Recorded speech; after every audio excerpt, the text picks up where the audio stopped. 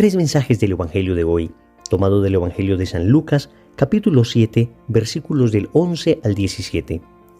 En aquel tiempo iba Jesús camino de una ciudad llamada Naín, y caminaban con él sus discípulos y mucho gentío.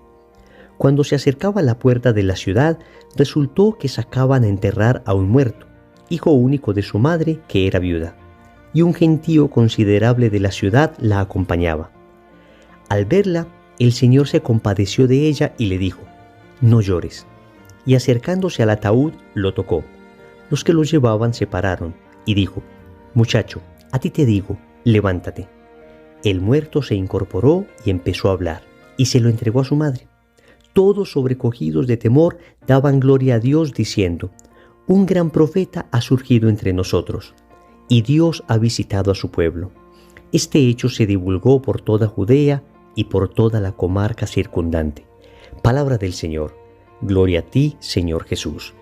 Querida familia, tenemos hoy en el Evangelio de San Lucas un milagro de resurrección. Y a diferencia de los milagros de resurrección que se dieron en el Antiguo Testamento, donde los profetas invocaban el nombre de Dios, en este caso Jesús invoca su propio nombre y le dice: «Yo te digo, levántate». Él está manifestando que es Dios, que tiene poder sobre la vida y sobre la muerte. Nos está diciendo que es la segunda persona de la Santísima Trinidad. Por consiguiente, tú y yo no seguimos simplemente un profeta, como concluyeron entonces aquellos que vieron este milagro. Apenas estaban entendiendo la revelación de su divinidad, sino que nosotros ya, después de la resurrección, hemos comprendido que Cristo es más que un profeta. Él es Dios hecho hombre. Vamos con tres mensajes. Primero, acércate al que sufre. Segundo, a ti te digo, levántate. Tercero, Dios está contigo. Vamos con el primer punto. Acércate al que sufre. Y aquí vamos a tomar a Jesús como modelo, como ejemplo. Noten que Jesús lo primero que hace es ir hacia el que sufre. Dice el Evangelio que iba Jesús camino de una ciudad llamada Naín, y en esta ciudad había una mujer viuda que había perdido a su hijo. Amigos, cuando una persona pierde a su cónyuge, pues se le llama viuda o se le llama viudo.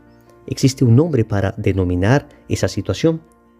Cuando una persona pierde a sus padres, se le llama huérfano.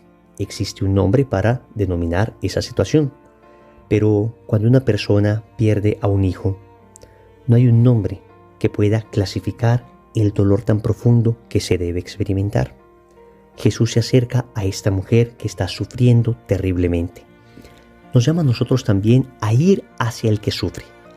Amigos, no solo esperemos a que vengan a nosotros. Ciertamente mucha gente a lo largo del día, a lo largo de la semana, se nos acerca con dificultades. Escuchamos al que nos pide una moneda, escuchamos al que nos dice que tiene una situación complicada en su casa, pero no podemos quedarnos cómodamente nosotros esperando a que vengan a pedirnos ayuda.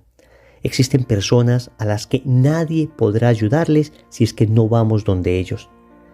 No se te puede acercar una persona en un hospital, no se te puede acercar una persona en una cárcel, no se te puede acercar una persona que no se puede mover por alguna razón. Y estas son personas que reciben menos caridad porque están menos visibilizadas. Y nosotros hoy, aprendiendo de Jesús, tenemos que aprender a ir hacia ellos. Pero no solamente es ir, sino que es acercarnos. El Evangelio dice: cuando Jesús se acercaba a la puerta de la ciudad, resultó que sacaban a enterrar a un muerto, hijo único de su madre, que era viuda. Familia, no es solamente ir hacia las personas y verlas desde lejitos. No, es acercarnos a la necesidad del otro. Es aproximarnos, es que sientan nuestra presencia. Es necesario que experimenten nuestra presencia y que nuestra presencia sea presencia de Cristo para ellos. Amigos, la fe católica es una fe que exige presencia. Nosotros no nos podemos acostumbrar a lo virtual. Lo virtual nos ayuda, pero lo virtual no puede reemplazar lo esencial. Noten que los sacramentos católicos son presenciales, porque la presencia es necesaria. Cristo está en la Eucaristía presente con su cuerpo, sangre, alma y divinidad. Pues nosotros que comulgamos a Cristo, que se hace presente en la Eucaristía, debemos hacernos presentes, debemos acercarnos a las personas que están sufriendo. Y yo sé que en este momento debe estar pasando alguien por tu cabeza que está sufriendo y que tal vez no nos hemos acercado lo suficiente. Además, hay que compadecerse de la persona. Dice el Evangelio que al verla, el Señor se compadeció de ella y le dijo, no llores. ¿Qué es compasión? Compasión es padecer con el otro. Compasión es unirme al dolor del otro. Es distinto a la lástima. La lástima la siente el superior sobre el inferior. En cambio, la compasión se siente hacia un igual. Yo trato al otro como otro con dignidad y me compadezco de él. Amigos, se nos ha endurecido el corazón. Yo les digo que uno permanentemente tiene que reflexionar sobre la necesidad de volver a tener un corazón de carne, porque las situaciones que nos rodean y las decepciones que en ocasiones nos llevamos con personas que ayudamos tienden a endurecer nuestro corazón, a volverlo como una roca, como una piedra. El Señor nos muestra que debemos compadecernos. Y finalmente dice el Evangelio que Jesús tocó y acercándose al ataúd lo tocó. Querida familia, Jesús está haciendo algo que bajo la ley mosaica, bajo la ley judía, es un escándalo. Los muertos no se podían tocar y sin embargo Jesús tocó al muerto para resucitarlo. Ellos creían que el que tocaba a un muerto se contaminaba, pero es que Jesús es la salud misma y toca al muerto y resucita. Pues nosotros también tenemos que tocar al necesitado. El Papa Francisco insiste mucho en tocar la carne de Cristo. Él dice que nosotros debemos acercarnos al dolor del otro y tocarlo, palparlo, experimentarlo, hacerlo nuestro. Obviamente, en muchas ocasiones no seremos capaces por nuestras propias fuerzas. Necesitaremos la ayuda de la gracia. Pero, amigos, es absolutamente indispensable acercarnos al que sufre, porque esto no es para nosotros algo así como una opción o algo así como un bello acto de altruismo. No.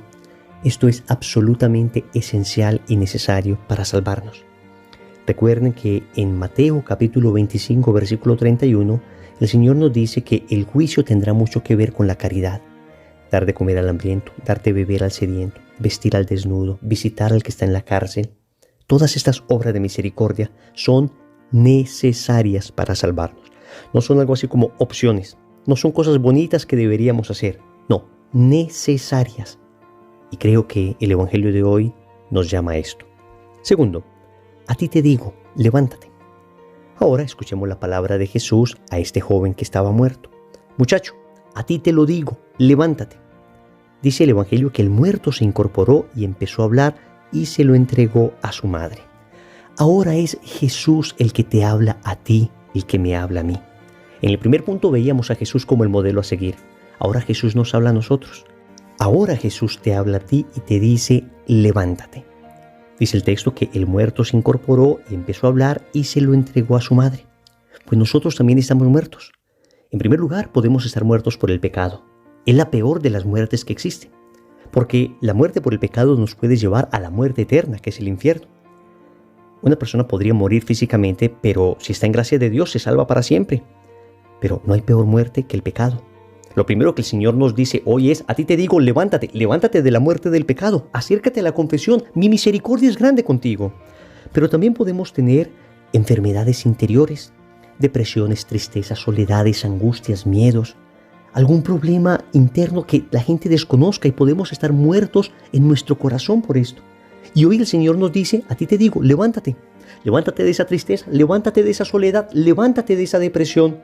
No es que el Señor vaya a ignorar que podemos utilizar recursos profesionales para ayudarnos en ciertas dificultades que podamos tener, pero lo uno no puede reemplazar lo otro. No es que la ayuda profesional será suficiente y me olvidaré de Dios. No. Es que yo tengo que acercarme a Dios. Es que Dios es la fuente de mi salvación. Dios es la fuente de mi salud. Podemos tener incluso problemas físicos. Y hoy el Señor sigue sanando y sigue curando enfermedades y dolencias físicas. Y nos dice, a ti te digo, levántate. Dice el texto que una vez el joven se levantó, comenzó a hablar. ¿Es que te has dado cuenta que lo primero que hace la muerte es callarnos? Pues cuando el Señor nos dice, levántate, nos devuelve el habla para poder hablar con Él. Es decir, nos devuelve la capacidad de orar. El que está muerto por el pecado no es capaz de orar. Pero cuando el Señor nos resucita, nos devuelve la capacidad de orar. Nos devuelve la capacidad de hablar con el otro. Cuando tenemos tantos problemas interiores, cuando vivimos en soledad, depresión, angustia, lo primero que hacemos es cortar la comunicación con los otros.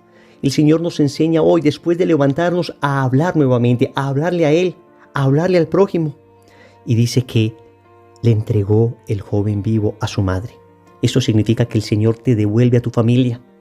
Y es que muchas veces estas muertes que hemos tenido, esta muerte interior por el pecado, estas muertes de depresiones, estas muertes de enfermedad física, nos han alejado de nuestra familia, nos han alejado de los seres que amamos. En ocasiones cargamos con el peso de nuestra muerte solos. El Señor nos dice, no, vuelve a tu familia, vuelve a tu hogar. Le devuelve el joven a su madre significa que tú y yo tenemos que restablecer nuestra relación con nuestra familia. Hoy el Señor te lo dice. A ti te digo, levántate, levántate. Porque si no eres capaz solo, si no eres capaz sola, dice el Señor, yo tengo el poder para que te levantes. Tercero, Dios está contigo. Concluye la gente, después de ver este milagro, lo siguiente. Un gran profeta ha surgido entre nosotros. Dios ha visitado a su pueblo. Amigos, Dios te ha visitado. Dios está contigo. Quiero que lo entiendas muy bien. No sé qué dificultad estás viviendo. No sé qué situación estás pasando en este momento. No sé si es una situación familiar difícil en tu matrimonio, con tus hijos, con tus padres. No sé si es una dificultad económica tremenda. No sé si es una dificultad de salud. No sé si es una tristeza interior, alguna dificultad espiritual. No sé qué estés viviendo. Lo que sí sé con seguridad absoluta es que Dios está contigo en este momento.